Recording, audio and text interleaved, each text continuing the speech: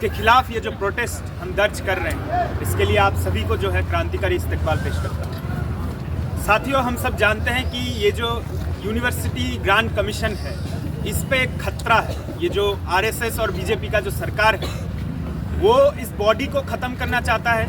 इसके लिए एक ऐसे इंसान को बिठाया है जो इसके लिए बहुत अच्छा पहले इसका एक्सपीरियंस रहा है, जेएनयू को ख़त्म करने में उसने इसको कर दिखाया है।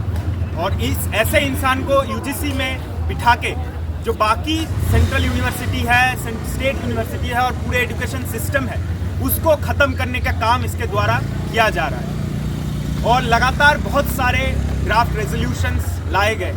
ये जो करंट रेगुलेशंस आई हैं, उनमें बहुत सारी दिक्कतें जो कॉमरेड पार्वती ने हमें बताया है कि उसमें जो वाइस चांसलर का रिक्रूटमेंट, वो पहले जैसे होता था कि एक कमेटी बिठाई जाती थी और उस स्पेशल कमेटी उस वाइस चांसलर का चयन करती थी। लेकिन अभी जो चांसलर है, और हम सब जानते हैं कि जो स्टेट यूनिवर्सिटीज़ और सेंट्रल यूनिवर्सिटीज़ के चांसलर हैं, सबसे ज़्यादा जो है उस स्टेट्स के गवर्नर होते हैं और वो गवर्नर सेंट्रल गवर्नमेंट द्वारा चुने जाते हैं। तो डायरेक्ट जो है सेंट्रलाइजेशन का हमें सीधा जो है हमारे सामने आता है कि कैसे बाकी यूनिवर्सिटीज़ को कैसे कंट्रोल करने के लिए जो एजुकेशन सेक्टर है, वो हमें पता है कि एक स्टेट और सेंटर का एक उसमें डिवीज़न रहता है चीज़ों को डिसाइड करने में। लेकिन ये जो सेंट्रल गवर्नमेंट है बीजेपी आरएसएस का, वो लगातार कोशिश ये कर रही है कि उसमें सेंट्रलाइजेशन को और बढ़ाया जाए और इस तरीके से यूनिवर्सिटी का जो हाईएस्ट अथॉरिटी होगा वाइस चांसलर,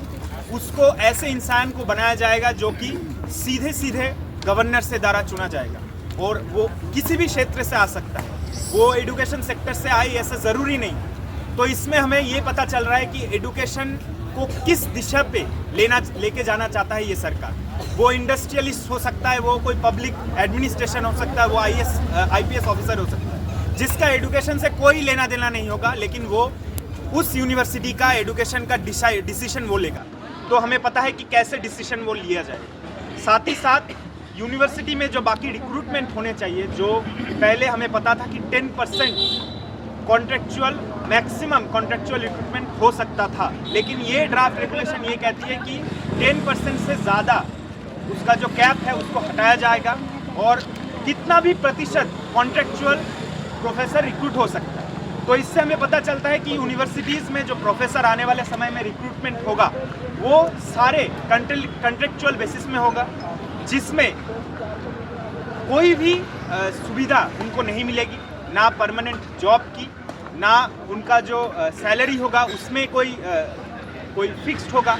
साथ ही साथ जो भी बेनिफिट्स मिलना चाहिए वो नहीं मिलेगा और उनको कोई भी सिक्योरिटी नहीं मिलेगी। तो आगे जाके अगर कोई प्रोफेसर किसी भी चीज़ में आवाज़ उठाती है एडमिनिस्ट्रेशन के खिलाफ, उनको निकाल दिया जाएगा और ये बहुत ज़्यादा सुविधा हो जाएगी।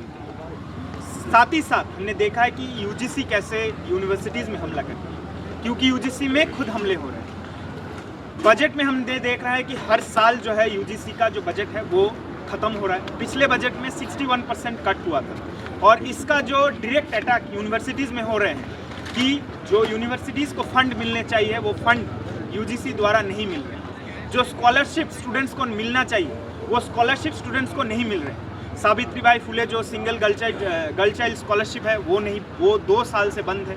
जो जेआरएफ है वो स्कॉलरशिप रेगुलरली नहीं मिल रहे हैं। साथ ही साथ जो अलग NF-OBC, NF-SC, NF-ST, NF-PWD, ये सब जो स्कॉलरशिप है ये लगातार जो है बंद होते जा रहे हैं, इनकी संख्या कम होती जा रही है।